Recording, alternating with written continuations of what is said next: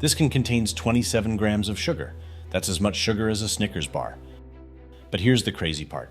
It also contains 80 milligrams of caffeine, less than your average cup of coffee. But here's where it gets even stranger. The ingredient this entire brand is built on, taurine, is 1,000 milligrams of an amino acid your body already produces every single day. Think about that for a moment. The thing you drink for energy has less caffeine than the coffee you probably had this morning, and its secret weapon is something you already make on your own.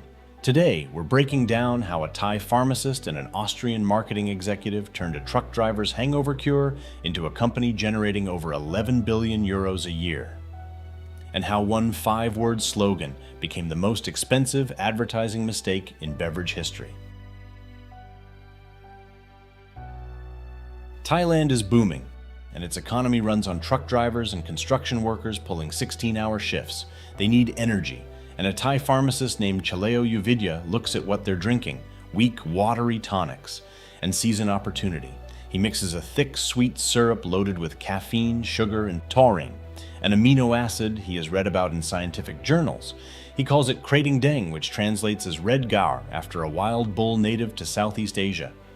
Truck drivers swear by it. It costs a few cents. It spreads through Thailand's working class like wildfire. But here's what nobody expected.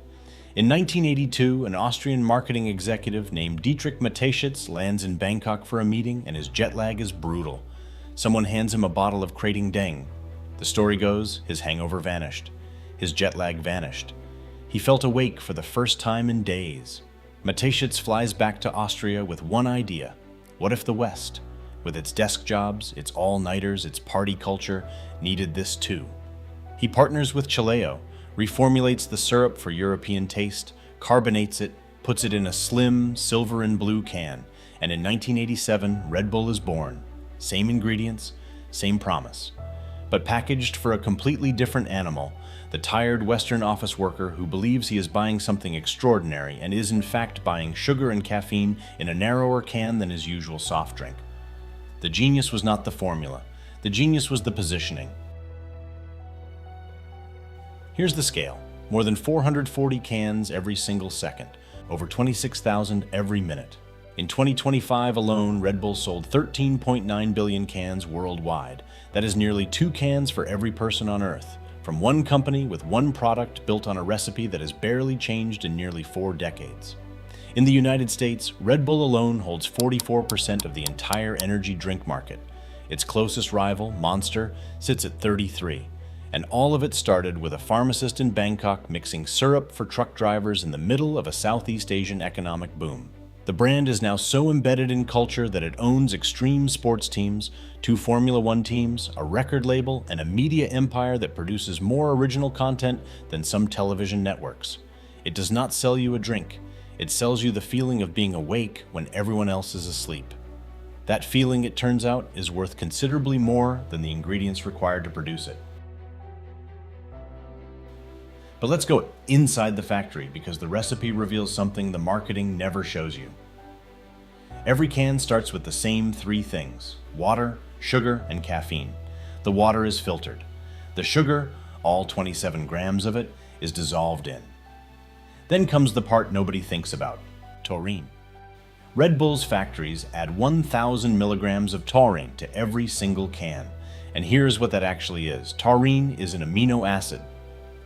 Your liver and your brain produce it naturally. Right now, as you are reading this, it is found in meat, in fish, in breast milk. It is present in your body at this moment without you having done anything to put it there. It is not a stimulant. It does not give you energy. It does not cross the blood-brain barrier in the way that caffeine does. It does not accelerate your heart rate or heighten your alertness. The clinical research on taurine supplementation, meaning taurine consumed in addition to what the body already produces, is genuinely limited. Some studies suggest modest benefits to cardiovascular function. Others show minimal effects on exercise performance. None of the peer-reviewed literature supports the impression that taurine is a primary driver of the energy Red Bull delivers. The recipe has barely changed since 1987, except for the introduction of sugar-free variants. In other words, the energy in your energy drink is sugar and caffeine. The taurine, The ingredient with the exotic, almost mystical reputation, the amino acid whose name sounds like it belongs in a chemistry lab, is the least biologically active thing in the can. It is the most expensive marketing prop in beverage history. Now here's where it gets uncomfortable, because if taurine is harmless, and it is, why was Red Bull banned for 12 years in France? From 1996 to 2008, France refused to let Red Bull be sold. Not because of the sugar, not because of the caffeine, because of the taurine. French health authorities looked at this amino acid that nobody fully understood and said, "We're not taking the risk." Denmark and Norway followed with restrictions of their own. Think about the paradox for a second. The ingredient. Red Bull built its entire mystique around the secret formula, the exotic energy source, was so poorly understood that entire countries banned the drink because of it. And Red Bull never changed the formula. It waited, it lobbied, and in 2008, it convinced regulators that taurine was safe all along. Which raises the real question, if taurine was never the thing giving you energy, what was the slogan actually selling? And if you're finding this as fascinating as I think you are, hit subscribe. We break down the engineering and the deception behind the world's most iconic products every week. Here's the thing. Everything Red Bull does is legal. The problem isn't the law, it's what the law allows. In 2013, a man named Benjamin Carruthers filed a class action lawsuit against Red Bull. His argument was simple. He had been drinking Red Bull for over a decade, and it had never once given him wings.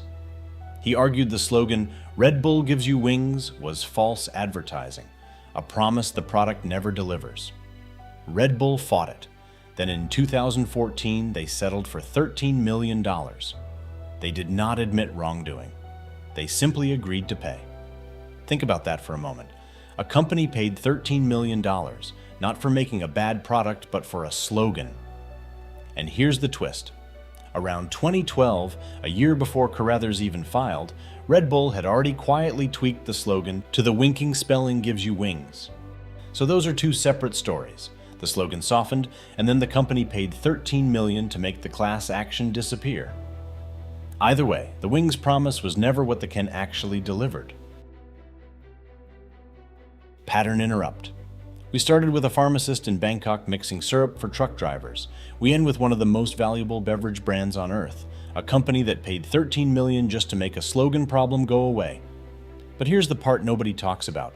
Red Bull is genuinely one of the most successful products ever created, nearly 14 billion cans a year. Sold in over 170 countries, more than 440 cans every single second. The logistics, the consistency, the marketing machine, it's extraordinary. Chaleo Yuvidya's original insight was genuinely brilliant. He saw tired workers and gave them exactly what they needed.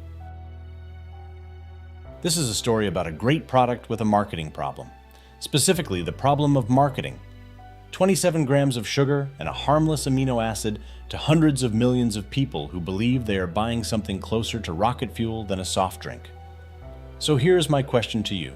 If a drink is mostly sugar and caffeine, but it is sold to you as wings, is the problem the product, the slogan, or the fact that we bought it for 30 years without ever asking what was actually inside? Let me know in the comments. I read every single one. And if you want to see what else the beverage industry does not want you to know, I broke down the olive oil fraud next, a $16 billion industry where most of what is on the shelf is not what it claims to be. Subscribe for more deep dives into the engineering behind the world's most iconic products.